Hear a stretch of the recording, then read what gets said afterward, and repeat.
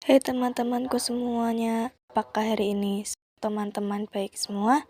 Di video ini, kelompok 3B2TMR akan menjelaskan penggunaan integral pada mata kuliah kalkulus integral dengan dosen pengampu Bu Vina Triwahyuni MPD. Adapun nama-nama dari kelompok 3 kami.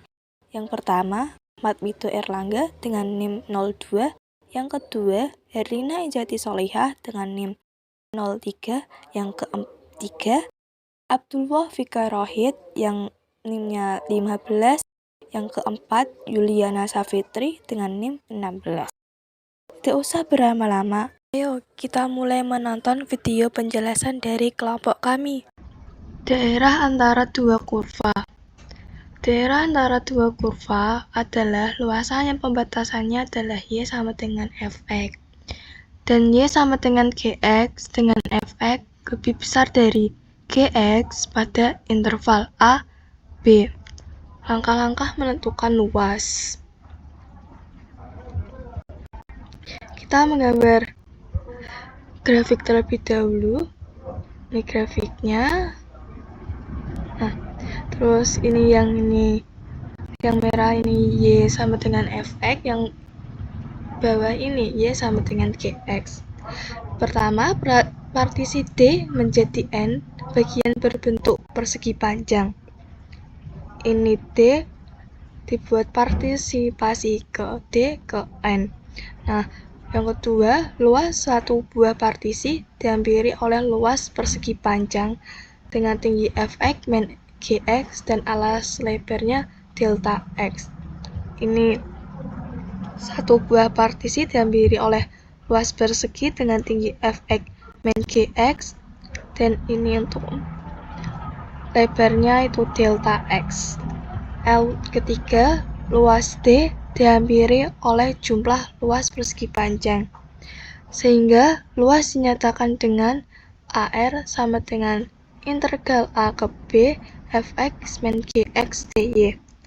Jika luasan terletak sebelah kanan sumbu min Y, maka luasan yang dibatasi oleh dua kurva diperoleh AR sama dengan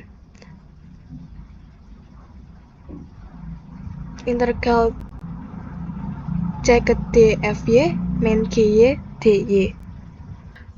Contoh soal, carilah luas daerah di antara kurva Y sama dengan X pangkat 4 dan Y sama dengan 2X min X kuadrat.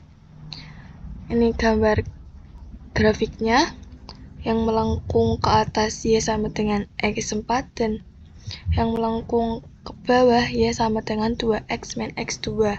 Kita mencari titik potong terlebih dahulu dari soalnya. X4 sama dengan 2X min X2. Kita ubah menjadi 2X min X kuadrat min X4 sama dengan 0 dan menjadi X sama dengan 0 atau X sama dengan 1.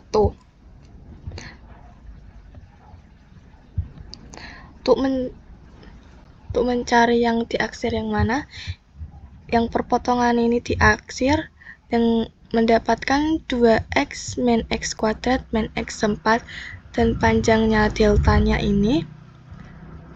Terus menentukan luasnya, delta A sama dengan 2X min X kuadrat min X4 delta X. Kita ubah menjadi min X4 min X2 plus 2X delta X. Kita masukkan rumusnya. AR sama dengan integral 0 ke 1 min X pangkat 4 min X kuadrat plus 2X delta X. Kita ubah integralnya menjadi min X pangkat 5 per 5 min X pangkat 3 per 3 plus X2 0 ke 1 dan menjadi min 1 per 5 min 1 per 3 plus 1 terus menjadi 7 per 15. Hasilnya AR sama dengan 7 per 15 dan dibulatkan menjadi 0,46. Jarak dan perpindahan. Jarak tidak boleh negatif di harga mutlak agar nilainya positif. Rumusnya, integral A ke B di harga mutlak Ft dt. Sedangkan perpindahan sama seperti jarak, nilainya tidak boleh negatif, jadi harus di harga mutlakan. Integral A ke B di harga mutlak Ft dt sama dengan di harga mutlak SB min SA.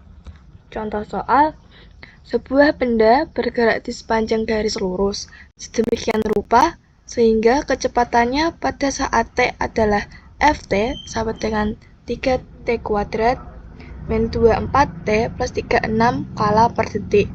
Carilah perpindahan dan jarak keseluruhan yang ditempuh benda itu untuk min 1 kurang dari sama dengan T kurang dari sama dengan 9. Penyelesaian dari soal tersebut, kita pertama-tama mencari perpindahan terlebih dahulu. Rumusnya ini, terus tadi kan jarak keseluruhan yang ditempuh benda yaitu min 1 kurang dari sama dengan T kurang dari sama dengan 9. Yang untuk Ft-nya itu 3T min 2T plus 36 dt.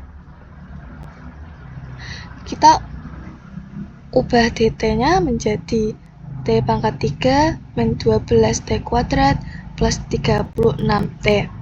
Dan masukkan 9 ke dalam T yang menjadi 9 pangkat 3, 12 kali 9 kuadrat plus 36 kali 9. Dan jangan lupa min 1-nya dimasukkan juga dan menjadi min 1 pangkat 3, 12 kali min 1 kuadrat plus 36 min 1. Dan hasil dari penjumlahan ini tersebut menjadi 729 min 108 plus 324 min 1 min 12 min 36. Dan hasilnya menjadi 81 kurangi min 49 dan hasilnya menjadi 130. Dan untuk mengerjakan jarak, ini rumusnya, kita masukkan integral min 1 ke 9 3T kuadrat min 24T plus 36 dt. Tadi kan udah diketahui 130-nya. Dan untuk yang jarak ini dinilai mutlakan dan menjadi 130. Perkenalkan, nama saya Yuliana Savitri, NIM 16. Di sini saya akan menjelaskan volume benda dalam bidang lempengan dan cakram, sedangkan yang cincin akan dijelaskan oleh rekan saya selanjutnya. Kita langsung saja. Saya akan menjelaskan benda pejal dan volume. Di sini ada beberapa benda pejal 1, 2, 3, 4 yang artinya benda ini tidak memiliki ruang kosong atau ruangnya tidak kosong karena benda pejal itu benda yang padat. Benda pejal seperti bola, tabung lingkaran, dan sejenisnya merupakan contoh dari benda putar. Benda pejal diperoleh dengan cara menggerakkan suatu daerah rata, alasnya ini yang A yang warna biru, sejauh H tinggi ini dengan arah tegak lurus pada daerah tersebut. Jadi kita dapat mencari volume dengan A kali H, A sebagai luas alas dan H sebagai tinggi. Kita lihat pada gambar pertama berbentuk balok dengan alas persegi panjang. Gambar kedua berbentuk tabung dengan alas lingkaran. Sedangkan yang ketiga, ini memiliki ruang kecil yang berada di tengah ini. Kita dapat mencari volumenya dengan mengurangkan volume yang besar ini dengan volume yang kecil.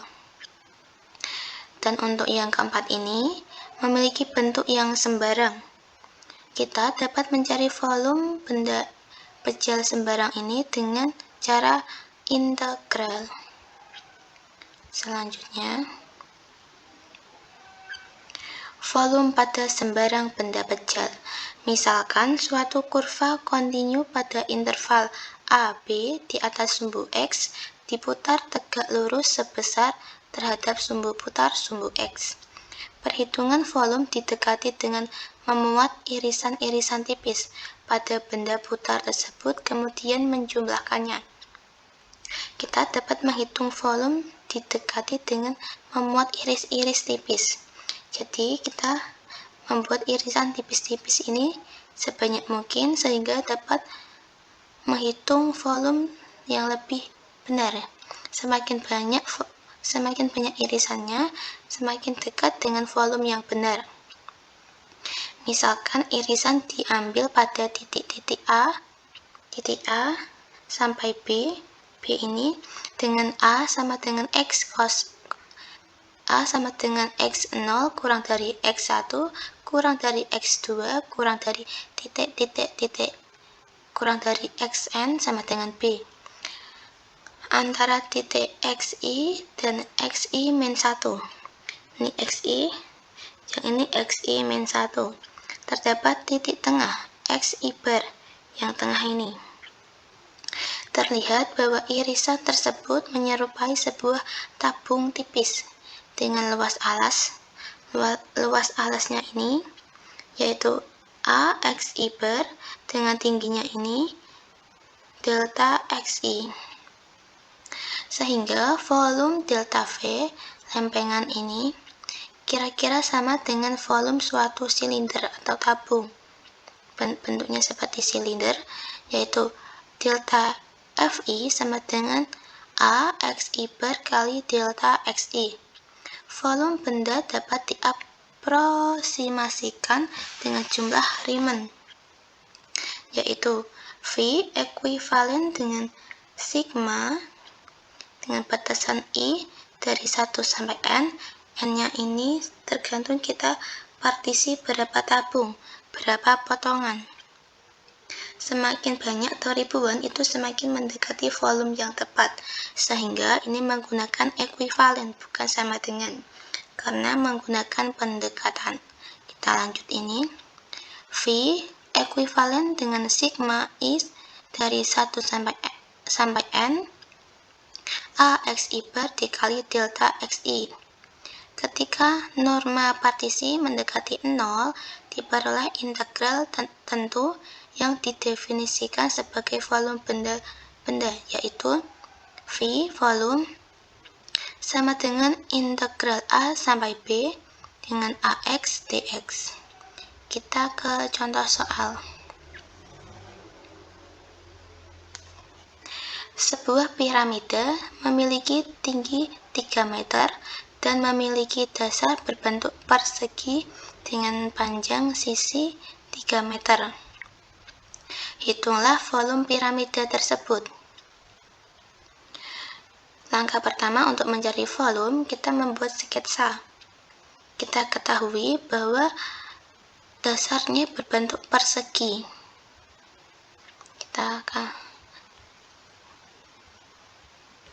Dasarnya berbentuk persegi. Yang ini. Dasarnya berbentuk persegi dengan sisi 3 meter.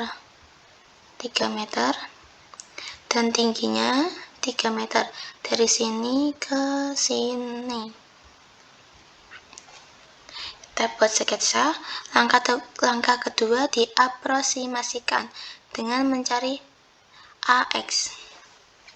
AX adalah luas alas.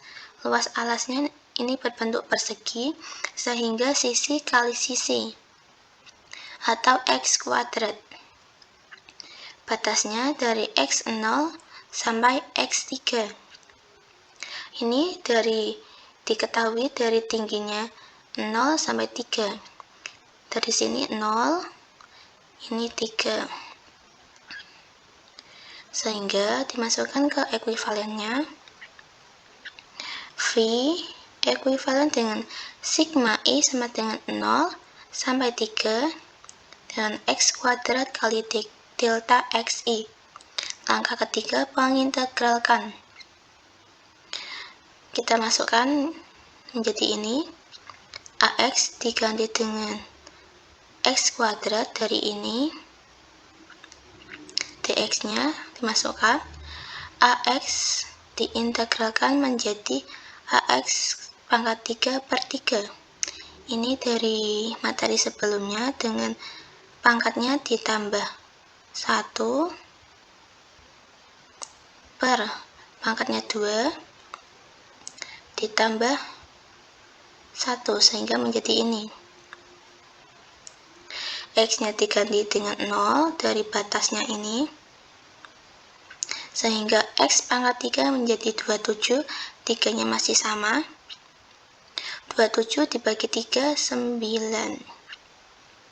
Jadi volume piramida tersebut adalah 9 satuan volume. Lanjut ke metode cakram. Jika suatu daerah bidang datar diputar mengelilingi sebuah garis, maka akan terbentuk suatu benda putar. Garis tersebut dinamakan sumbu putar. Kita perhatikan kalimat ini ya. Daerah bidang datar. Ini yang biru-biru ini bidang datar. Diputar mengelilingi sebuah garis. Garisnya ini, maka akan terbentuk suatu benda putar. Benda datar diputar mengelilingi garis X. Ini terbentuk sebuah benda putar. Nah, untuk yang segitiga ini sebagai benda datar mengelilingi sumbu X atau garis ini, atau disebut sebagai sumbu putar. Mengelilingi di sumbu putar membentuk seperti kerucut. Bentuk cakram di atas dapat dianggap sebagai tabung dengan jari-jari R sama dengan Fx tinggi H sama dengan delta X, sehingga volumenya dapat diaproksimasikan sebagai delta V ekuivalen dengan pi kuadrat kali H, atau delta V ekuivalen dengan Fx pangkat 2 kali delta X. Jumlah luas cakram V ekuivalen dengan sigma pi R sigma pi Fx kuadrat kali delta X.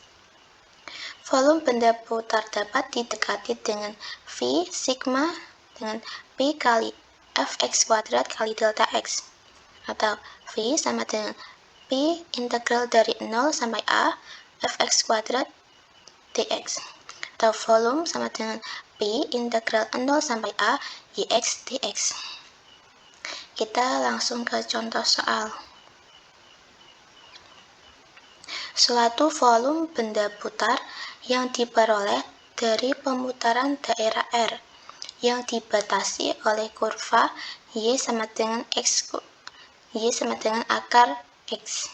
Sumbu X dan garis X sama dengan 4 mengelilingi sumbu X. Kita perhatikan soalnya. Diperoleh permukaan daerah R. Daerah R ini yang dibatasi oleh kurva Y akar X. Y sama dengan akar X. Dan garis X-nya sama dengan 4. Ini mengelilingi sumbu X, sehingga membentuk seperti parabola ini dan membentuk sebuah cakram. Ininya juga mengelilingi sumbu X sehingga menjadi seperti ini, berbentuk seperti cakram. Dan kita selanjutnya mencari jari-jari. Jari-jarinya diketahui dari Fx atau Y sama dengan akar X dari ini. Langkah ketiga, mengintegralkan, yaitu volume sama dengan P integral 0 sampai A Fx kuadrat dx. Volume P dari 0 sampai 4, batasnya X sama dengan 4, X. Ini akar X dikuadratkan menjadi X. X diintegralkan menjadi X 1 tambah 1 per 1 tambah 1 sama dengan X kuadrat per 2. Ini batasnya dimasukkan, X-nya diganti dengan 4 menjadi Pi 4 kuadrat per 2. Dihitung sehingga diketahui volumenya adalah 8 Pi atau 25,13. Ini adalah contoh yang mengelilingi sumbu X. Contoh yang kedua.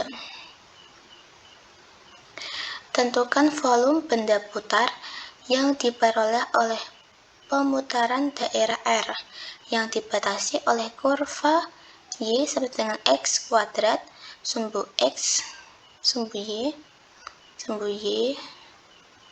dan garis Y sama dengan 4 mengelilingi sumbu Y. Yang pertama tadi mengelilingi sumbu X, sekarang mengelilingi sumbu Y, sehingga parabolanya ke atas. Ini adalah daerah R-nya ini, dan daerah R ini mengelilingi sumbu Y, sehingga membentuk parabola yang ke atas. Ini gambar sketsanya, langkah pertama. Langkah kedua mencari jari-jari dengan fx sama dengan y. Y-nya diketahui ini x kuadrat, y sama dengan x kuadrat sama dengan y, x sama dengan akar y. Setelah diketahui jari-jarinya, kita masukkan ke dalam pengintegralan. Fx-nya diganti dengan ini akar y kuadrat, dx menjadi dy, p-nya dikeluarkan ke depan, pi integral 0 sampai 4, 4-nya ini dari ini, y dy ini dihitung seperti tadi, y diintegralkan menjadi ini seperti tadi, menghasilkan 8pi sama dengan atau 25,13. Seperti yang tadi, bedanya ini mengelilingi sumbu Y. Terima kasih, cukup sekian penjelasan dari saya. Selanjutnya menjelaskan tentang metode cincin dan benda ruang lain yang penampangannya diketahui yang akan disampaikan oleh Mas Rohid. Sekian, terima kasih. Metode cincin. Metode cincin merupakan metode yang menggunakan integral dalam menentukan volume benda putar yang memiliki lubang. Apabila sebuah benda putar kita potong-potong tegak lurus pada sumbu putarnya, akan memperoleh sebuah cakram yang tengahnya terdapat lubang. Daerah yang demikian dinamakan cincin. Perhatikan gambar berikut. Metode cincin itu sebenarnya sama dengan metode cakram. Akan tetapi bedanya yang menjadi khas adalah persegi panjang ini tidak berhimpit dengan sumbu putar. Nah, di sini ada persegi panjang. Jarak antara persegi panjang yang atas ini dengan sudut putar adalah R kapital. Nah, jarak persegi panjang terhadap sumbu putar adalah R kecil. Persegi panjang ini ketika kita putar terhadap sumbu putarnya akan membentuk sebuah cakram berlubang seperti ini.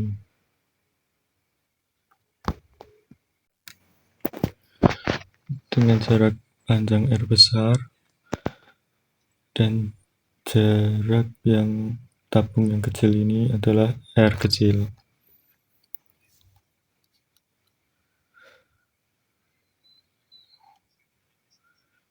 Nah, jika kita representasikan, kita lihat dari atas, tabungnya akan membentuk seperti ini.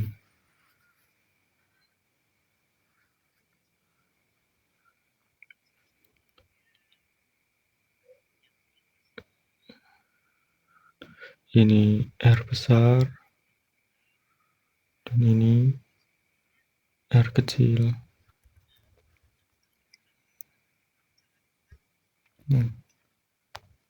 Sekarang bagaimana cara kita mencari bagaimana cincin tersebut? Nah, jika kita amati cincin di sini merupakan bentuk dua cakram. Satu yang kecil dan satu yang besar ini.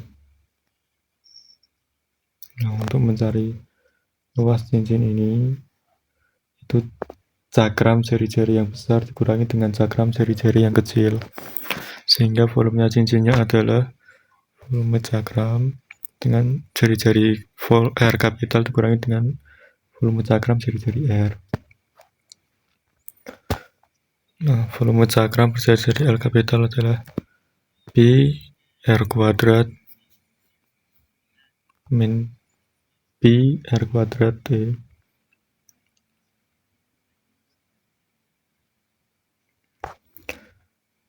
Jadi dapat kita tulis sebagai Pi kali T dikali R kapital kuadrat dikurangi R kecil kuadrat, atau sama dengan Pi dikali R kuadrat dikurangi R kuadrat kali T. Sekarang bagaimana jika kita dibawa dalam bidang yang kemudian kita putarkan terhadap sumbu X? Ini sumbu X. Nah, yang akan menjadi R kapital itu adalah kurva yang paling terjauh dari sumbu putar. Jadi yang ini.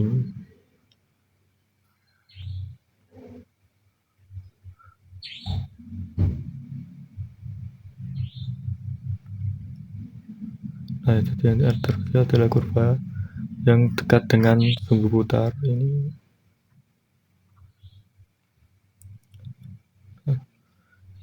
Kita buat persegi panjang di sini.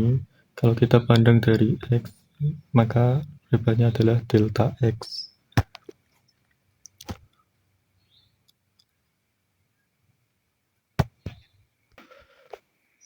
Nah, bagaimana jika si daerah ini kita putar terhadap sumbu putarnya?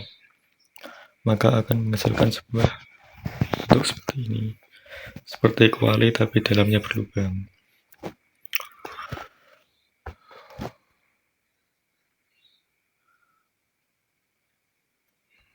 Nah, persegi panjang yang pink ini akan membentuk sebuah cincin. Nah, kalau kita gambarkan seperti ini. Kalau kita gambarkan seperti ini.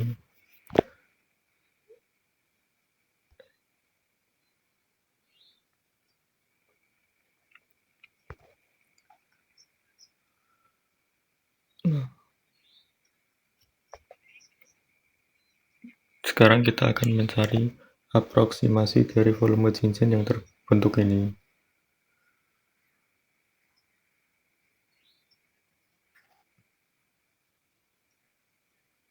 Nah, untuk mencari aproksimasi tersebut, kita harus tahu berapa luasnya.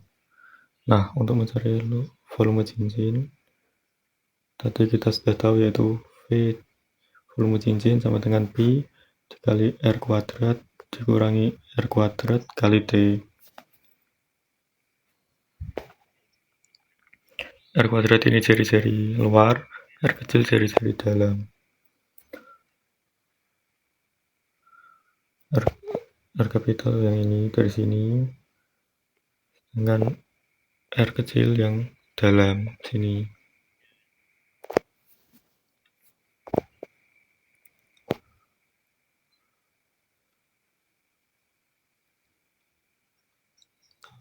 Nah, untuk aproksimasinya, sehingga kita dapat tulis menjadi delta Vn atau volume salah satu cincin ke N sama dengan Pi dikali R Xn kuadrat dikurangi R Xn kuadrat dikali dengan delta Xn.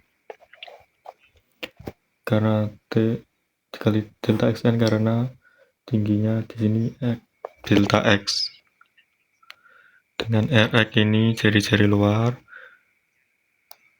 atau jarak kurva terjauh terhadap sebutannya, dan Rx kecil ini adalah jari-jari dalam atau jarak yang terdekat dari sumbu putar.